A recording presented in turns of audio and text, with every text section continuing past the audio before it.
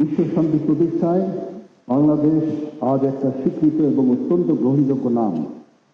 জাতিসংঘের আহ্বানে সাড়া দিয়ে বাংলাদেশ 1988 সাল থেকে বিশ্ব শান্তি প্রতিষ্ঠায় সক্রিয়ভাবে অংশগ্রহণ করে আসছে।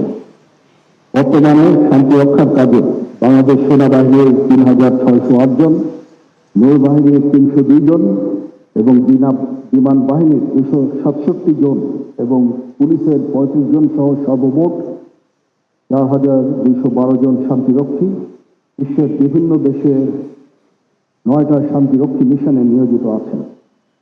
পুরুষ সদস্যদের পাশাপাশি আমাদের নারী শান্তিরক্ষীরাও অগ্রণী ভূমিকা পালন করে যাচ্ছেন।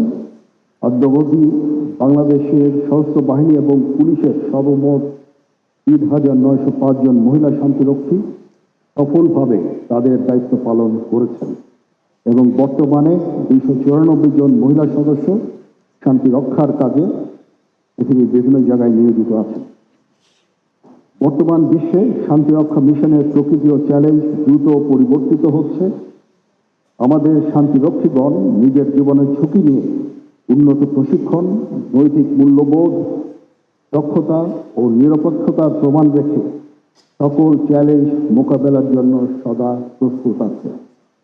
বর্তমানে বাংলাদেশ সশস্ত্র বাহিনী এবং পুলিশ জাতিসংঘের চাহিদার সাথে সামঞ্জস্য রেখে আধুনিক প্রশিক্ষণ, প্রযুক্তির ব্যবহার, চিকিৎসা ও প্রকৌশল সহায়তা এবং নারী শান্তিরক্ষীদের অংশগ্রহণ বৃদ্ধিতে নিরলসভাবে কাজ করে যাচ্ছে।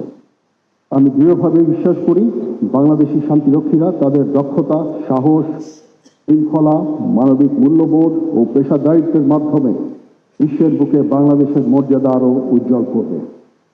আমি গণপ্রজাতন্ত্রী বাংলাদেশ সরকারের মাননীয় প্রধানমন্ত্রী এবং বাংলাদেশ সরকারের প্রতি আন্তরিক কৃতজ্ঞতা জানাই, যাদের দূরদর্শী নেতৃত্ব, অব্যাহত দিক নির্দেশনা ও সার্বিক সহায়তা বাংলাদেশের শান্তিরক্ষীদের আন্তর্জাতিক অঙ্গনে সফলভাবে দায়িত্ব পালনে অনুপ্রাণিত করেছে।